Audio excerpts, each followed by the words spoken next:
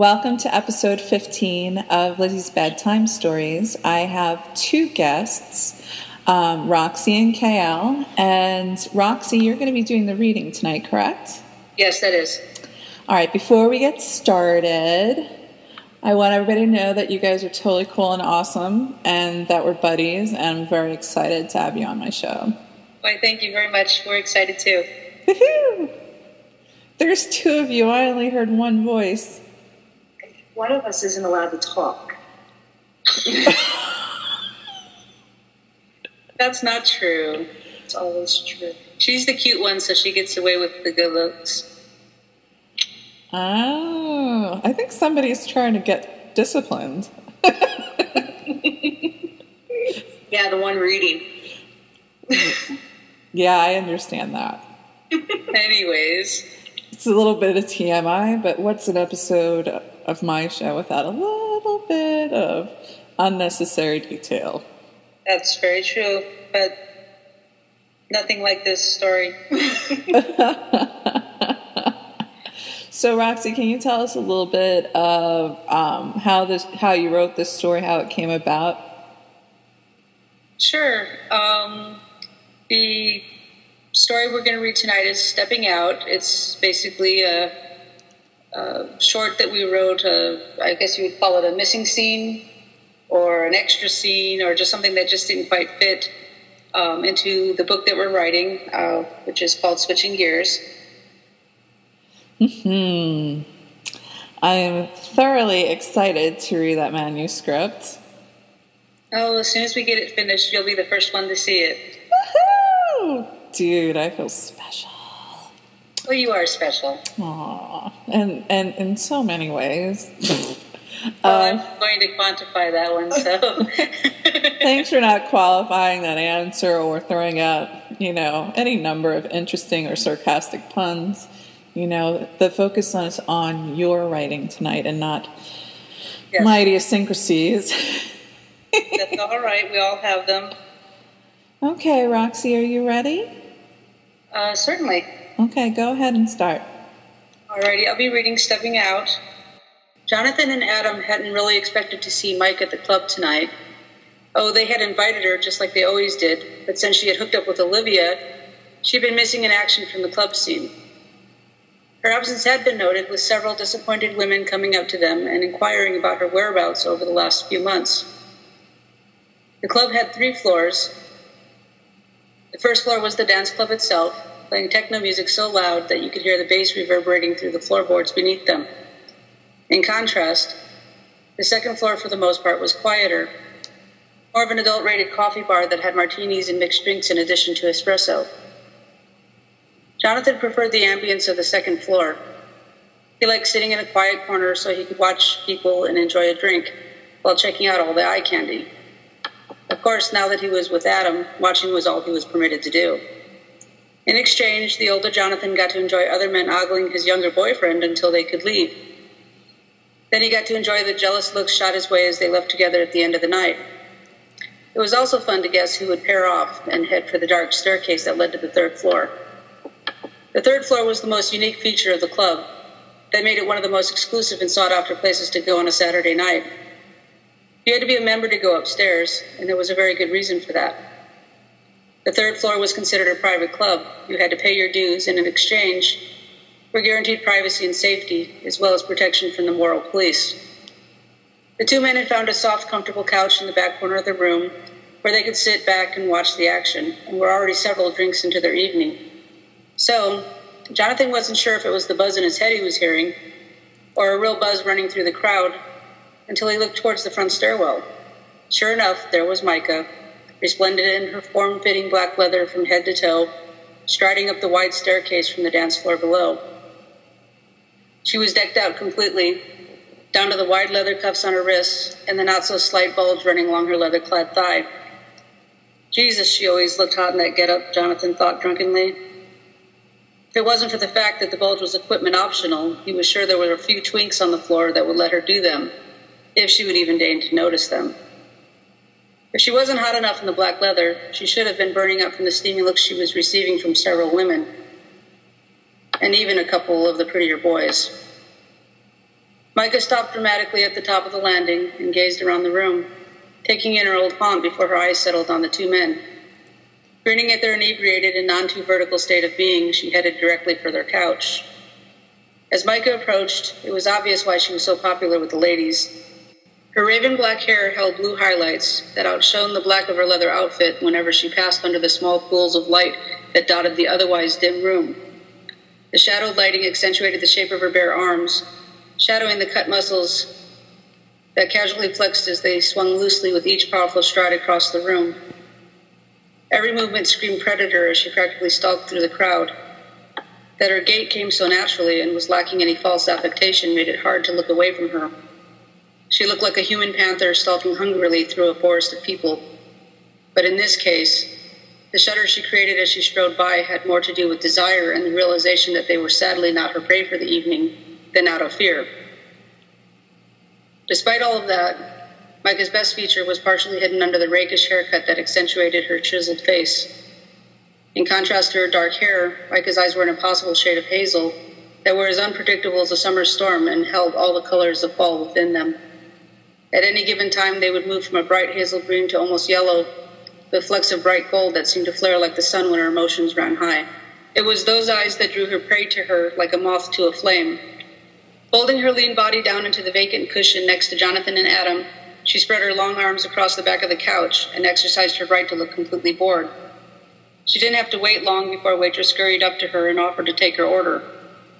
Micah ordered a rum and coke and dropped a 10 spot on the waitress's tray before turning back towards her best friends, who were grinning at her. The waitress had been staring at Micah nervously, practically stuttering when she repeated Micah's order, a small pink tongue snaking out to wet her lips as she let her eyes wander up and down Micah's leather-clad body. Her eyes went wide when her gaze passed over the prominent bulge that Micah's sprawled posture only served to emphasize. "What?" she asked.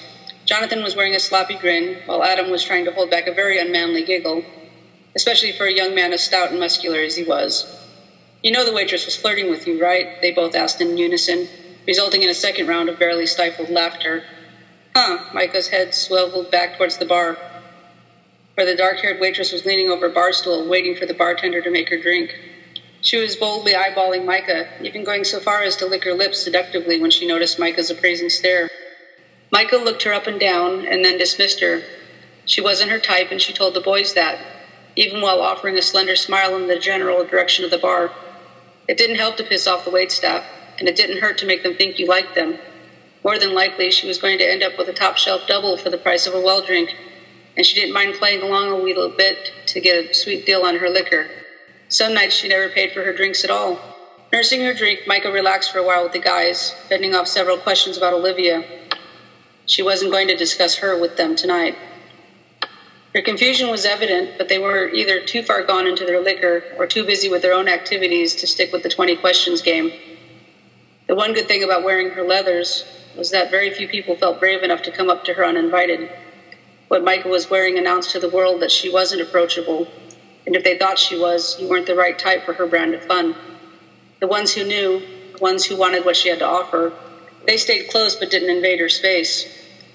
They made their interest known in a quick glance that begged for her attention before looking away or gazing down at the floor, hoping that she would notice them. The affected shyness was enticing, to say the least. But Micah was on the prowl for a different type tonight. About 30 minutes after her arrival, a petite blonde woman showed up. Her white silk blouse and gray above-the-knee skirt screamed corporate America. Her appearance was highly out of place in the middle of the darkened club. Black lighting made it hard to see all of her features clearly, but her figure was slim and her legs were long, and they ended in 5-inch come-fuck-me heels. Her face was hidden behind a pair of dark designer sunglasses, but the line of her jaw and her high cheekbones revealed her mass beauty. If only she would step out of the shadows. Micah felt her body awaken to the promise of release as she continued to drink in the form of this mysterious woman. Her practiced eye found her of a height with those stiletto heels on for exactly the kind of sport she was looking for. Micah's sudden shift had caught the attention of Jonathan, who turned and looked towards the woman who had put his dark-haired friend on alert. Squinting against the dim lighting of the room, he had to admit that Micah had an eye for the ladies. Her prey looked out of place in the club, holding herself apart from the crowd with an air of arrogance about her that seemed vaguely familiar. He cocked an eyebrow at Micah, his question answered without him actually having to ask it. I see a challenge, Jonathan, and I'm always up to a challenge. Micah turned and grinned at him. She looks so interesting, don't you think? I don't know, Micah, Jonathan slurred. Are you sure? He wasn't sure if he meant her choice or the fact that she was stepping out on Olivia freaking Holden, but it was her funeral. He couldn't stop her from making her own mistakes. Micah unfolded herself from the couch, making a show of stretching mightily before striding away, a hungry cat stalking after her prey. Slapping away his boyfriend's wandering hands, Jonathan watched as Micah sidled up to the other woman and whispered something in her ear. The other woman stiffened up, her face registering shock at whatever Micah had said. For a moment, Jonathan thought that Micah was going to suffer a first-time refusal, until the woman turned towards her heatedly, placing her hand on Micah's chest and stroking the soft leather of her vest. Micah grabbed the offending hand away. The message was clear, even from where Jonathan was watching. No touching without permission. A few more words were exchanged before Micah turned, the blonde's hand still held captive in her own, to lead her away towards the dark rectangle marked private, members only. The bouncer at the door evidently knew Micah well because he just waved them in. Jonathan was stunned. He really hadn't expected her to follow through with it, not until she disappeared into the pitch-dark interior, her casual fuck for the night eagerly in tow. Entering the dimly lit passages of the third floor, Micah felt herself slip into character. With every step, she shed the part of her that was Micah and let Mike take over. Her long stride was sure, confident, and slightly too fast for the shorter woman in her high heels, making her skitter behind her as Mike looked for just the right place in the maze of shadows, small rooms, and various furnishings. The woman's breathing turned raspy, almost hyperventilating in the dark confines behind her. Mike stopped, recognizing that fear was threatening to override desire. She wanted a willing submissive, not one she had to soothe into starting their scene. Her concern for previous women she had brought into the back room had made her quite popular, and she wasn't about to lose her reputation as a chivalrous dame. Pressing her hand firmly against the other woman's lower back, she could feel the blonde trembling delicately beneath her palm. The trembling didn't stop at her touch, but she could feel the tense muscles relax slightly. The place resembled a modern dungeon, with bars and chains on the walls and hanging from the ceilings. It was poorly lit, and what light there was shone blackly, making faces come out of the dark suddenly, dramatically. She could hear the sounds of passion all around them, the deep sighs and rising gasps of women and men alike, taking and receiving pleasure in various ways. As she turned the corner, she could hear the rhythmic hiss of a leather whip, slapping against moist flesh, a deep moan following each slash through the heavy air. She kept moving, seeking privacy. She wasn't one who appreciated the occasional voyeur, and she had a special place in mind. Turning one last time, she found the location she was looking for. It was a dead end, hidden deep inside the midst of the disorienting maze. A small room that could have passed for a private dance studio, if not for the dark and noise leaching through the walls and hanging heavily in the still air. It was completely empty except for the far wall, which was mirrored the entire length and breadth of the flat surface. A brass handrail ran the length of the glass at hip height. Stopping in the middle of the room, Mike guided the blonde woman to stand in front of her. She was exquisite. The mixture of stubborn refusal to run and fearful anticipation led to a delightful combination of fear and arousal, making the woman's small pert breast rise and fall in a very tantalizing manner as she took in great breaths of air. "Look at me," Mike commanded. The blonde raised her head up defiantly. In her heels, she was about the same height as Mike was in her heavy leather boots.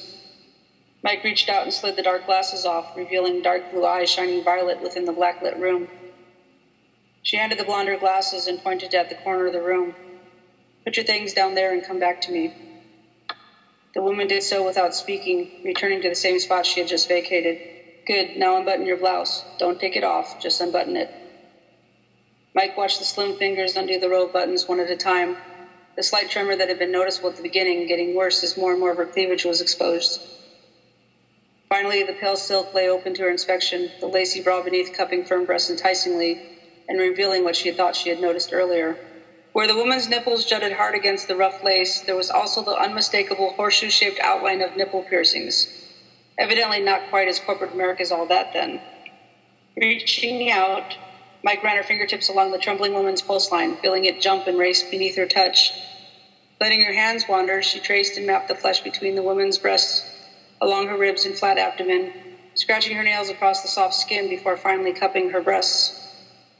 Rubbing her thumbs across the hard nubs, Mike traced the edges of the warm metal surrounding each nipple before pinching and pulling against the metal rings through the fabric.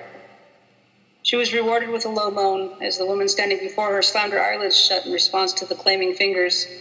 Mike spun the woman around suddenly so that she held her tight against her. The woman's ass pressed against her front, rubbing against the thick bulge beneath her leather pants. They were both facing the mirror now. Mike captured the blonde's eyes with her own, holding them prisoner as she made her watch. Abandoning her breasts, Mike let her hands travel down the flat stomach slowly, enjoying the play and jump of muscles against her fingertips. Her hands gathered up the fabric of the blonde's skirt, pushing it up until it lay crumpled around her waist, revealing silk panties. The thin fabric barely qualified as underwear, and it was easily torn away by Mike's strong hands, leaving the woman naked from the waist down in nothing but a garter, thigh-high hose, and her come-fuck-me heels. The soft curls at the apex of her thighs were pale, trimmed, and led Mike's wandering fingertips straight to the thin line of her lips. The woman swayed in her arms as she explored those folds, finding her already wet and ready for her. She avoided her clit at first, stroking along the sides of the hard bundle of nerves while avoiding the more sensitive spots, spreading her moisture everywhere. The woman arched against her, offering her neck to Mike's hungry lips as she ground her ass against her. Mike moved away, denying her that contact. She wasn't the one in charge here. Mike was. It was time to make things interesting. Grab the bar. For a moment, the woman seemed confused, her lids heavy with arousal. She seemed dazed from their initial contact. Mike repeated herself more formally this time, and the woman stepped forward to grab the brass handrail in front of her. Mike held her by the hips, pulling her back away from the bar until she was bent over, her arms almost fully extended as she continued to hang on to the cold metal. Don't let go, do you understand? If you let go, I will stop. The woman nodded, her eyes widening even more when Mike slid one leather-clad thigh between her legs and pushed them apart, exposing her completely. Running her hand along the long, smooth length of her back, Mike encouraged the woman to arch her ass up so she could knead the firm flesh, spreading her cheeks to inspect the full lips that glistened with moisture. She ran her fingertips along her folds from behind, pinching the soft flesh before returning her attention to the hard clit nestled within the heat and wet at her center. When she had the woman moaning and moving against the palm of her hand, she stopped the motion of her fingertips and moved them down until she reached her core. Circling lazily, she held the woman still with her other hand to prevent her from moving and entered her from behind. She was so wet, so tight. The smooth, muscular walls gripped at her fingers, simultaneously trying to draw her in while still fighting her entry. She continued to press into her, her forearm muscles working as she slid her fingers in, going as deep as possible before sliding them almost out. When the woman couldn't hold herself still any longer, Mike turned her fingers while still inside of her, curling them down and pressing her fingertips against her most sensitive spot. The new position let her ride the woman's clit with her thumb as she buried her fingers deep inside her. Move against me. Another command, this one not requiring repetition. Freed to move, the woman began undulating against her, crying out as Mike's thumb rubbed against her swollen clit in time with her desperate thrusts. Her knuckles turned almost white from gripping the brass rail tightly, using the leverage to press as hard, as fast against Mike's fingers as she could. It didn't take long before Mike felt her come undone, her fingers trapped within the tight walls as her muscles clenched rhythmically against her, a flood of hot fluid coating her down to her wrist as the woman wailed out her orgasm. The handrail now had a different purpose.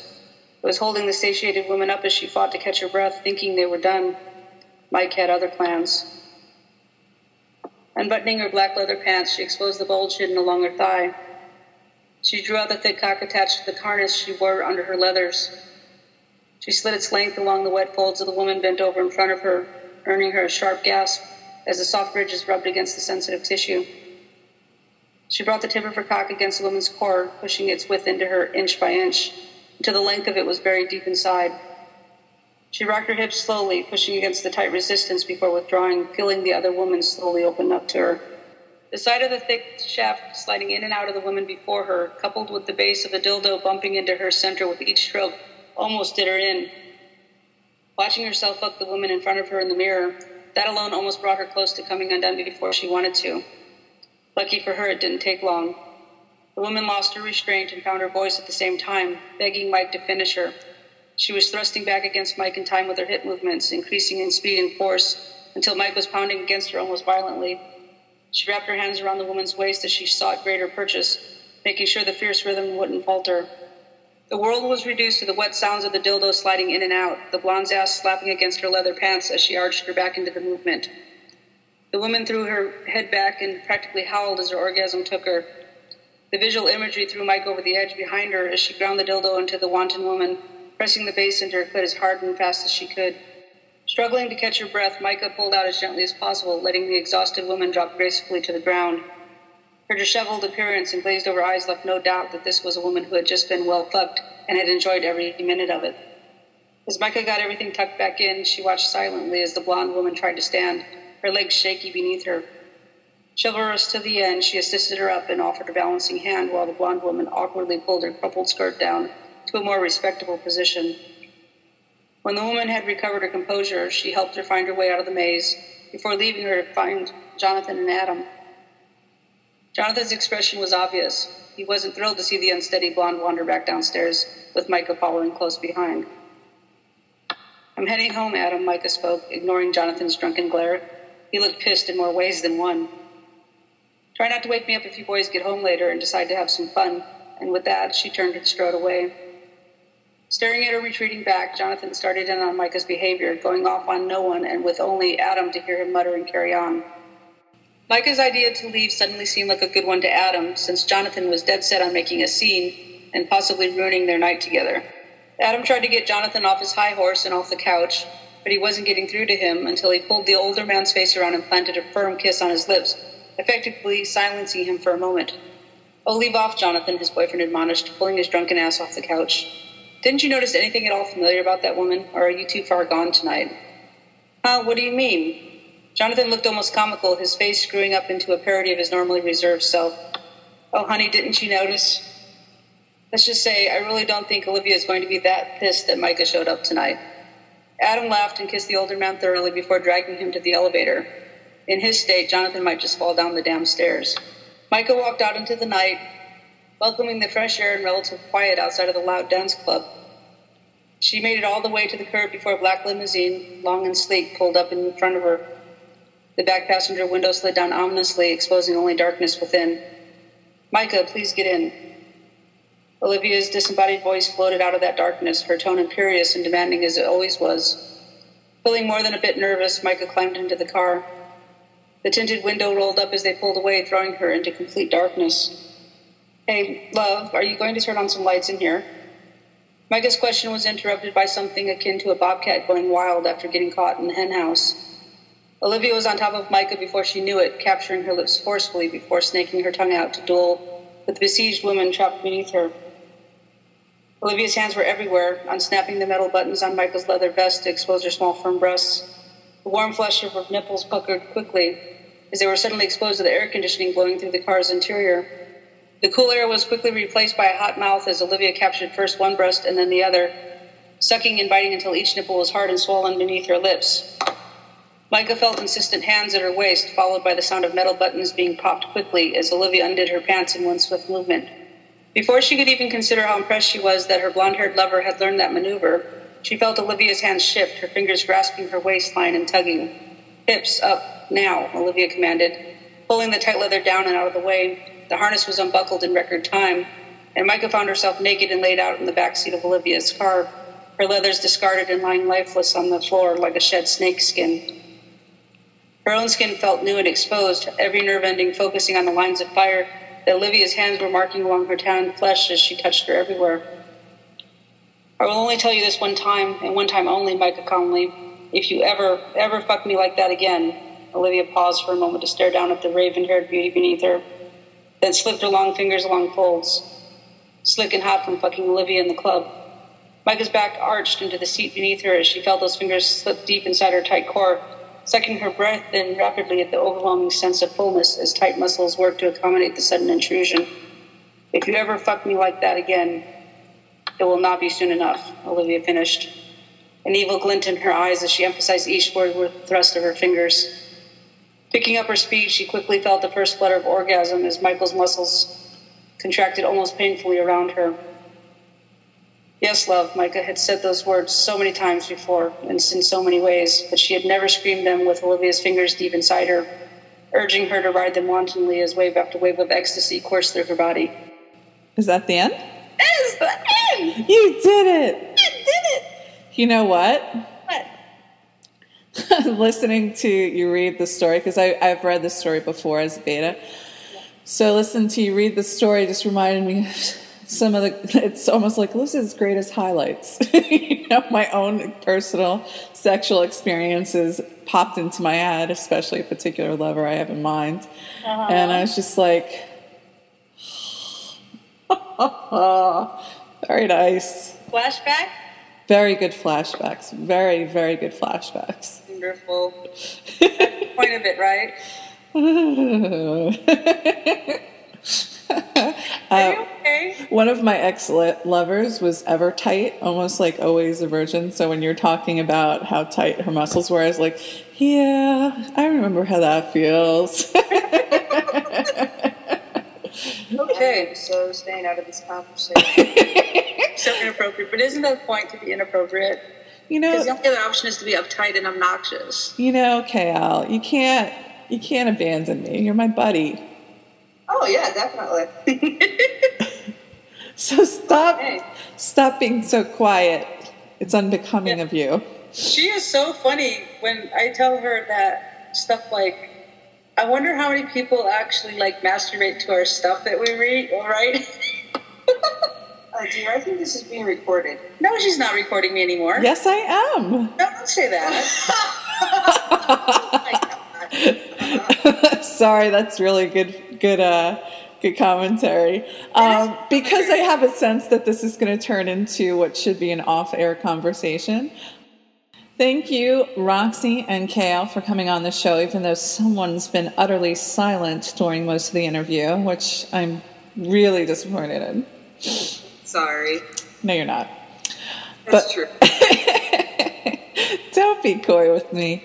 So I'm glad you guys came on the show. It was a very sexy romp that you wrote, this deleted scene or a scene that didn't make it into Switching Gears. So you guys listening, you got to know that they have an entire novel with these characters in it, and I think you're going to want to pick it up. Yeah, that's only one of many adventures that our two ladies have encountered during their time together, so to speak. I would say so. Their discovery of each other, so to speak. A whole new world. Yeah. Okay, guys, thanks for coming on the show. Thank you.